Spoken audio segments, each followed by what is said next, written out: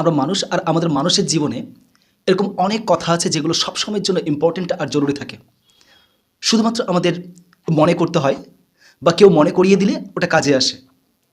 তো ঠিক ওইরকমই দু চারটা কথা মনে করিয়ে দেওয়ার জন্য এই ভিডিও। শুনে অবাক লাগবে, আমাদের প্রায় প্রত্যেকটা বাড়িতে কেউ না কেউ এই মোটা হয়ে যাওয়ার চিন্তায় ভুগছে যে বেশি আমরা মোটা হয়ে যাই কেন। বিশেষ করে মহিলারা বা মেয়েরাও ওরা মোটা হতে চায় না বা মোটা হওয়াটাও খারাপ। তবে ছেলেদের ক্ষেত্রেও কিন্তু এই অঙ্কটা কিন্তু কম নয়।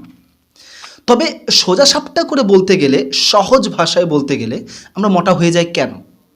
কারণ আমাদের শরীরে যতটা স্বাভাবিক খাদ্য দরকার তার থেকে আমরা বেশি মাত্রায় খাবার খেলে আমরা মোটা হয়ে যাই, কম খেলে আমাদের মোটার পরিমাণটা কমে। তো এটা হচ্ছে সাধারণ একটা পরিমাপ। সবচেয়ে বড় ব্যাপার হচ্ছে যে কতটা স্বাভাবিক মাত্রা, কতটা স্বাভাবিক আমরা কিভাবে খাবো স্পষ্ট করে আমরা বুঝতে পারছি যে খাবারের পরিমাপটা আমাদের জানতে হবে। তবে এটা খুব কঠিন একটা কাজ না, খুবই ছোট্ট সহজ একটা কাজ। কিভাবে? যখন আমরা কোনো খাবার খাই তখন ওই খাবারটা শক্তিতে বদলে যায়, রূপান্তরিত হয়, কনভার্ট হয়ে যায়, শক্তিতে রূপান্তরিত হয়। আর এই শক্তিটা মাপা হয় ক্যালোরি নামক এককে। শক্তিটা মাপা হয় ক্যালোরিতে। শব্দটা হচ্ছে ক্যালোরি। তো আমাদের স্বাভাবিক যে খাবার, এটা আমাদের একটু জানতে হবে। নারী আর পুরুষদের মধ্যে একটু পার্থক্য আছে, তফাৎ আছে। পুরুষদের জন্য 2500 ক্যালোরি আমাদের স্বাভাবিক খাবার, আর নারীদের জন্য 2000 ক্যালোরি হচ্ছে স্বাভাবিক একটা খাবার। তবে কিভাবে হিসাব করব যে আজকে কত ক্যালোরি খেয়েছি? অ্যাকচুয়ালি সাধারণ মানুষের পক্ষে, আমাদের মতো সাধারণ মানুষের পক্ষে এটা হিসাব করা একটু অলসতার ব্যাপার। কিন্তু আমরা সবাই পারবো, বাড়িতে সবারই আমাদের মোবাইল আছে। আমরা ওখানে যদি মোবাইলে সার্চ করি তাহলে বুঝে যাবো যে কোন খাবারে কত ক্যালোরি শক্তি হয়ে থাকে। তবে আমি একটু দু একটা মনে করিয়ে দিই যে কিভাবে আমরা ওটা পরিমাপ করব, কিভাবে জানবো যে কত ক্যালোরি খেলাম। যেমন ভাতের ব্যাপারটা যদি বলি, বাঙালিদের আমাদের প্রধান খাবার হচ্ছে ভাত।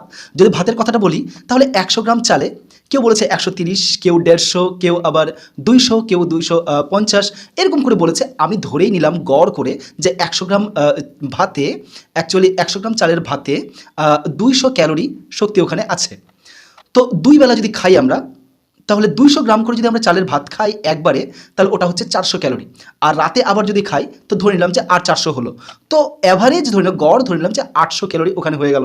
তাহলে 2 বেলা ভাত খেলে আমাদের এমনি 800 ক্যালোরি আমরা খেলাম। এবার সবজি খেলাম তো ধরে নিলাম যে 200 ক্যালোরি আমরা সবজি খেলাম। যতটুকু খাচ্ছি গড়, এটা 200 ক্যালোরি আমরা সবজি আমরা খেলাম। যে সবজিটা খেলাম তো দুবার খাচ্ছি তো 400 হয়ে গেল। এবার যদি মাছ খাই তাহলে ওটা প্রায় 300-র মতো চলে যাচ্ছে। মাংস খেলে প্রায় 400-র মতো হচ্ছে, 400 ক্যালোরি। তো দুবার মাংস খাবো তো ওটা দিয়ে আবার দুবার হিসাব করে নেবো যে 800 হয়ে যাচ্ছে। তো এইভাবে আমরা এই ভাত, সবজি, মাছ, মাংস, ডিম, এগুলোর ক্যালোরি কত হয় 2-3 দিন আমরা যদি একটুখানি দেখে নিই তাহলে বাকি দিনগুলিতে দেখার প্রয়োজন নেই, এমনিতেই আমরা আইডিয়া একটা পেয়ে যাব। তবে মনে রাখবেন, যে খাবারটা খাবেন ওই খাবারটার কীভাবে ক্যালোরিটা সার্চ করতে হবে, ওখানে লিখতে হবে। যদি ভাত হয়ে থাকে তো ভাত লিখব, ভাত, আর ক্যালোরি বাংলাতে লিখে দিতে পারি ক্যালোরি।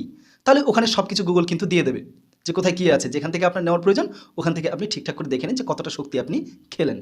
তবুও কোন খাবারে কী কত পরিমাণ ক্যালোরি আছে এটার এমনি সাধারণ মোটামুটি একটা তালিকা আমি দিয়ে দিলাম, ওটাও আপনি স্ক্রিনশট করে দেখে নিতে পারেন। প্রশ্নটাই হলো যে শুধুমাত্র কি খাবার কন্ট্রোল করে কি মোটা হয়ে যাওয়া এটা কি রোধ করা যায়, এটাকে আটকানো যায়? অ্যাকচুয়ালি যায়, তবুও কিছু এক্সারসাইজ আমাদের করতে হবে। তো মা বোনদের জন্য যে এক্সারসাইজটা সবচেয়ে বেশি জরুরি ওটা হচ্ছে বাড়ির টুকটাক কাজগুলোতেই অনেকটা ভালো হয়ে যাবে, অনেকটা কিন্তু ক্যালোরি কমিয়ে দিতে পারবেন, অনেকটা রোধ করা যায় টুকটাক করে বাড়িতে। হ্যাঁ, কিছু ঘরের কিছু ব্যায়াম আছে, এক্সারসাইজ আছে, ওটা আপনি করতে পারেন। আপনার মনে হবে না আপনি করছেন, কিন্তু আপনার মনে হবে না যে এটাতে ক্যালোরি কমছে।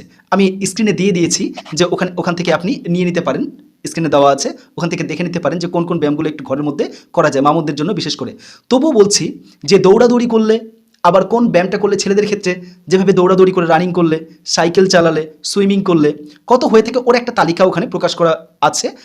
দেখে নিয়ে ওটার একটু আইডিয়া নেওয়া যায়, তাহলে শরীর সম্পর্কে একটু সচেতন হওয়া যায়। এটা কি কমানো যায়? হ্যাঁ, কমানো যায়। কিভাবে? একটা উদাহরণ দিচ্ছি।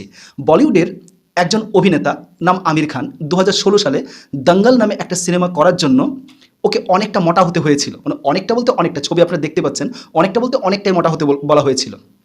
মোটা তো হয়েছিল, খাবার খেয়ে মোটা তো হয়েছে। এবার সিনেমা যখন শেষ হয়ে যায় তখন কমাবে কীভাবে, এটা কিন্তু রিস্ক নিয়েছিল সে। তো তারপরে তখন এই ফটো থেকে এই ফটো অনুযায়ী হয়েছে, এই থেকে এই হয়ে গেছে, মানে কমিয়েছেও। তো ওর সোজা একটা ফান্ডা, অর্থাৎ সোজা একটা ফর্মুলার নিয়ম হচ্ছে, যত ক্যালোরি আমরা খেলাম যদি বেশি হয়ে যায় সেটাকে কমিয়ে দেওয়া।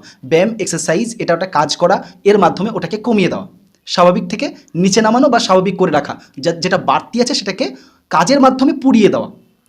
তার সেই সোজা সাপটা কথা হচ্ছে এটা। তবে সাধারণ একটা প্রশ্ন আসতে পারে, এগুলা কি আমরা পারবো? অ্যাকচুয়ালি যে যারা একটু বয়স হয়ে গেছে যাদের, তাদের হাতেও কিন্তু এখন মোবাইল আছে। আপনারা মনে করে নেন যে আপনার হাতে মোবাইল আছে, এর মানে হচ্ছে আপনিও ওই কাজটা করতে পারবেন। জাস্ট একটু খালি আপনাকে দেখে নিতে হবে।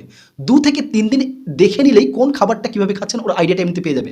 আর 45 বছর উপরের যে সমস্ত লোকেরা থাকবে, ওদের তো অ্যাকচুয়ালি মোবাইল তো থাকবে, ওরা এমনিতেই পারবে।